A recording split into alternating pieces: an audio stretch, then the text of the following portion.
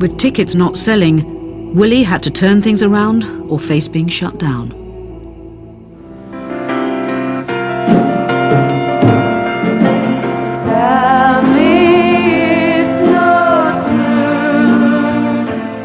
And it was only when there was a one-sided acetate of Tell Me It's Not True made for purely promotional purposes, it wasn't for sale. And Terry Wogan picked it up, and Terry Wogan started to play this, beautifully sung song from the end of the show.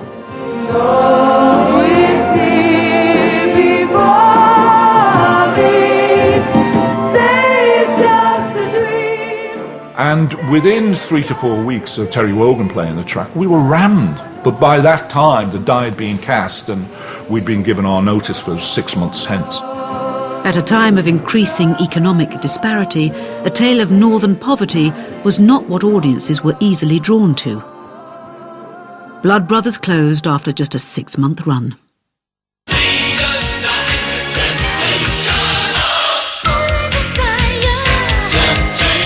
It seemed for many the order of the day was excess, and Andrew Lloyd Webber had an idea for a show which would deliver unprecedented levels of excess, scale, and above all, spectacle. I do remember Andrew saying his next show was going to be this thing about railway trains. You kind of go, really? With no clear idea how a musical with singing trains could be pulled off, Lloyd Webber had just 2 stipulations to director Trevor Nunn. It had to appeal to children, and it had to be visually exciting.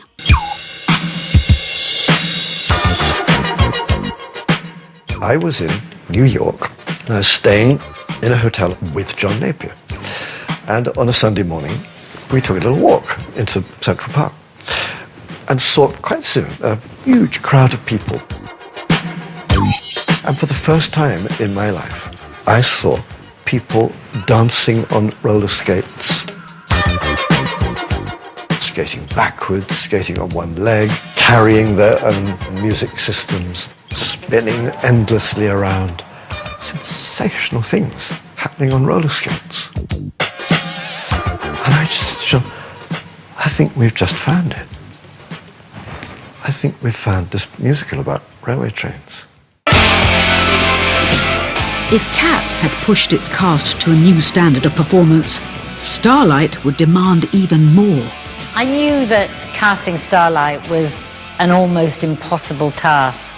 How could you find people who could actually sing Andrew's music, dance, act, and do it all on skates? We started auditioning actors and singers who came in and with the brand new roller skates they bought that morning and rolled across the stage, hit the piano and fell over. Smash into the directorial table, coffee cups everywhere. I mean, there was quite a lot of that. We got a rule after a bit that anybody who didn't hit the piano might be up for a recall. In desperation, the team widened the net.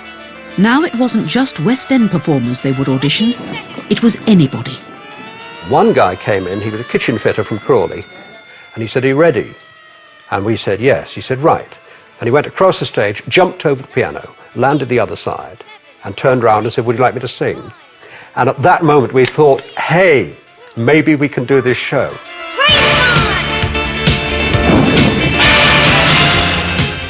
It was magic. We knew if you could do that in a theatre and let's say have somebody jumping over a line of bodies, how exciting would that be? 2, 3, 4, 5. But for those performers unused to being on wheels, there was one major drawback. It was dangerous. And in fact, one guy, I can't remember his name, he came in first day of rehearsal and they were trying to teach us to jump backwards and land on our stomachs. I ain't doing that. He turned around and he was facing this way and his foot was facing the other way. And that was the first day of the rehearsal. They took him off screaming. We never saw him again. So I said, "Child, they are not going to kill me." I seemed to be spending quite a lot of time like a St. John's ambulance man. I mean, sitting holding somebody's hand.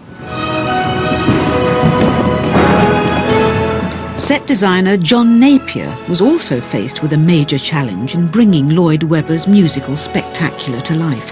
How do you stage a musical where the cast are travelling at up to 40 miles per hour? We completely reshaped the Apollo Victoria into a sort of roller derby, and it was completely risk-taking and barking mad.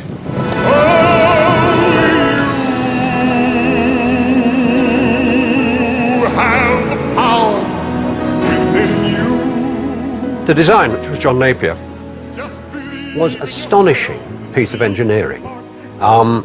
Really difficult to rehearse because the show had almost no flat surfaces at all. It was all curves up at the back and this magnificent bridge at the top. We named the bridge the Jeff Shankly Memorial Bridge because they hadn't got it settled, and Jeff turned around, went skating, went bang into that thing, nearly knocked himself out.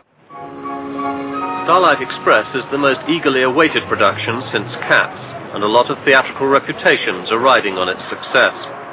On opening in March 1984, those reputations took a bit of a bruising. The story of toy trains racing to become the fastest engine in the world failed to excite the critics. The reviews for Starlight were what they call mixed. That's to say that some people thought it wasn't very good, and some people thought it was absolutely appalling. One critic I remember wrote, "It has all the intellectual content of a peanut." But the answer was, yes, that's exactly right. We are doing a show fundamentally for young people, a show that's got a huge amount of fun involved in it. So there's no apology that it's got a small intellectual content. There are dark days ahead when the power goes dead. The simplicity and spectacle of Starlight was attractive to children. But in an era of cheap air travel, it also appealed to a new kind of audience that was arriving in the West End. By the mid-80s, 44% of theatre tickets were bought by tourists.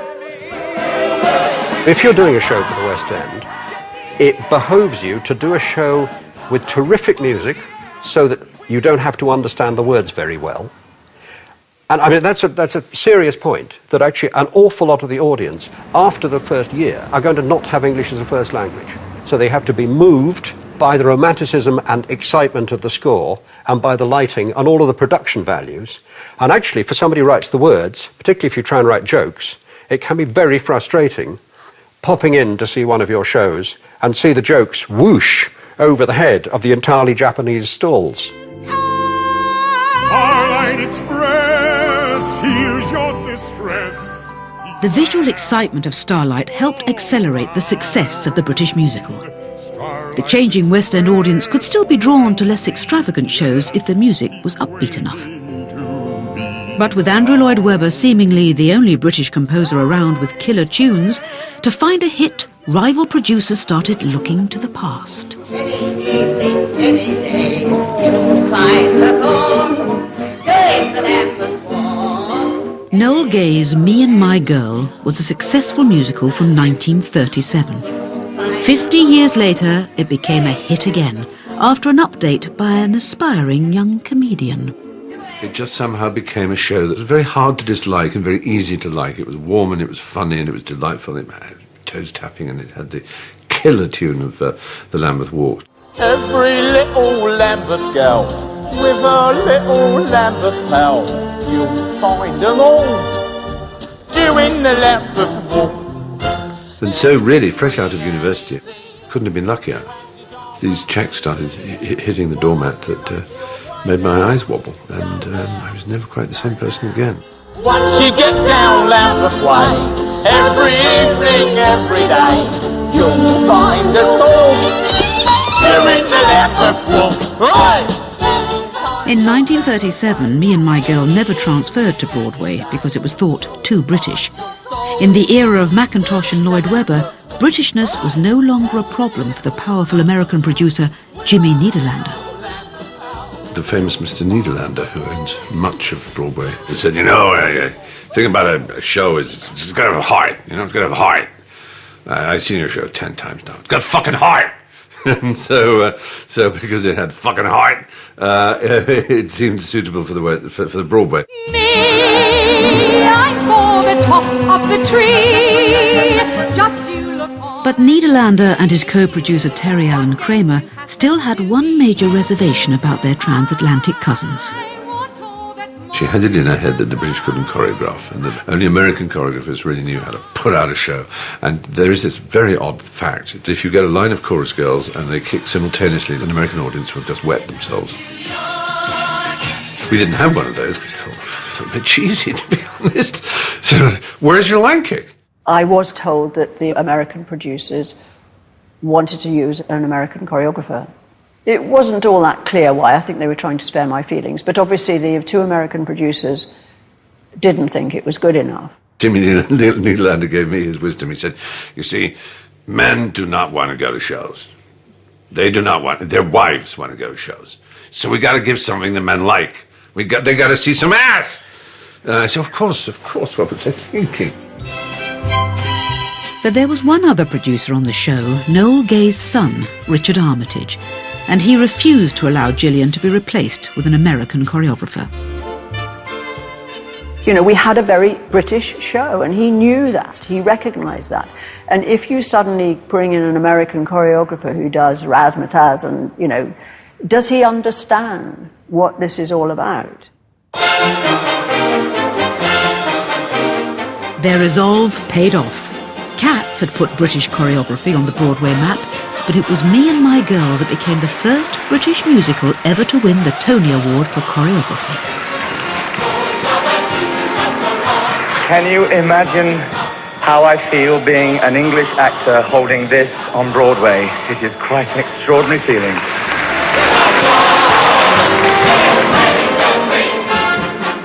After dominating the post-war musical, Broadway was now in crisis.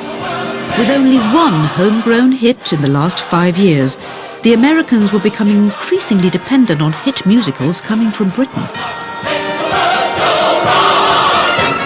London was becoming the centre of the musical universe, attracting talent from across Europe, including two unknown Frenchmen, inspired by a Cameron Mackintosh revival of a British classic. I went to see that musical, and suddenly I saw on stage the Artful Dodger, who was fascinating to me, because from that second I started to think of Gavroche, who is the young hero from the novel of Victor Hugo, Les Misérables.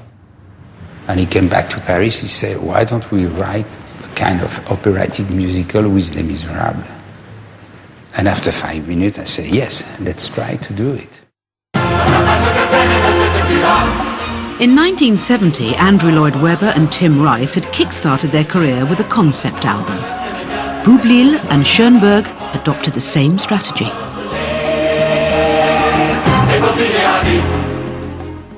The concept album that they'd done in France was brought to me, and I had a listen to it. And within 4 tracks of it, even though it was in French, I went, wow, this is something completely different. J'avais rêvé d'une autre vie, mais la vie a tué mes rêves. I was already a great lover of Oliver, so the period attracted me, and also the social background of it attracted to me. The first phrase Cameron told us was, you do not realize what you have written.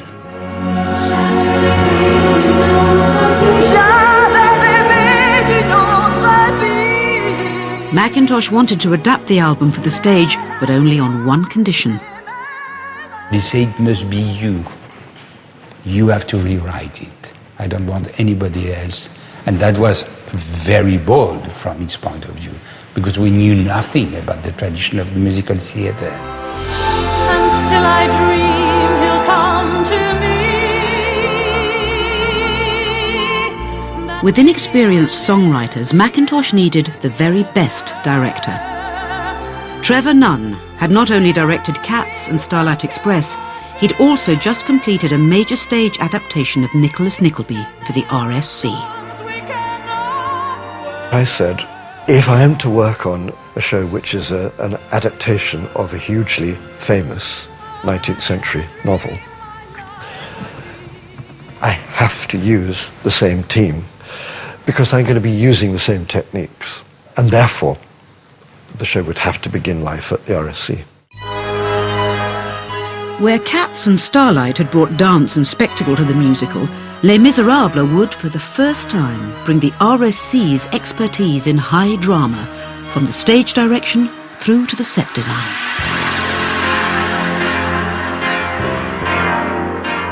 The great genius of John Napier's set is that people think that they've watched an elaborate spectacle, but actually it's very, very simple. There's nothing on stage at all, really, until the big barricades come on. It's all done with sleight of hand and with moving people around the revolve. Basically, it's two things that go up and down and go round and around. And the rest of the set is just grey walls that are there the whole evening. It's very sort of RSC National Theatre work put into a musical.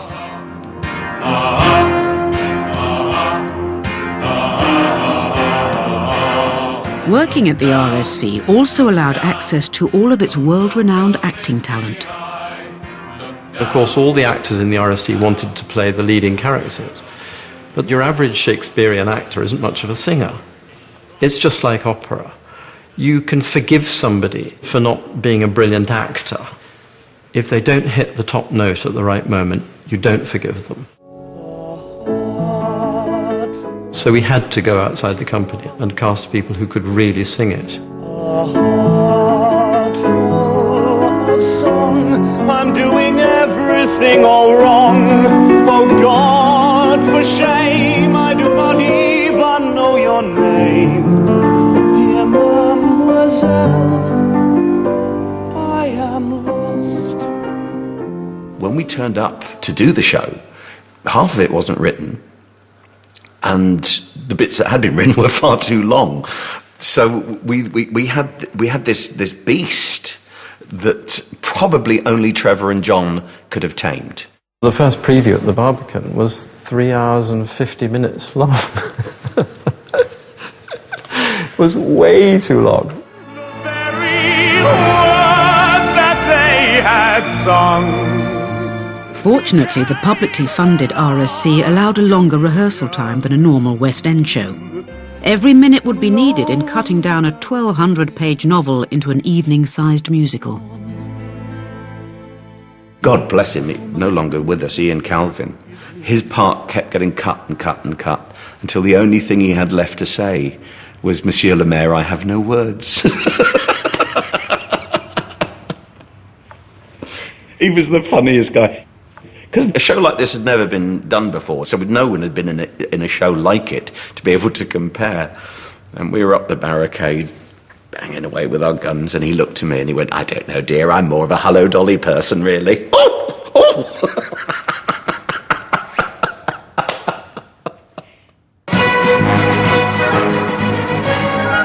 As part of the arrangement with Trevor Nunn, the plan was for the show to open at the RSC's home in the Barbican before transferring to the West End.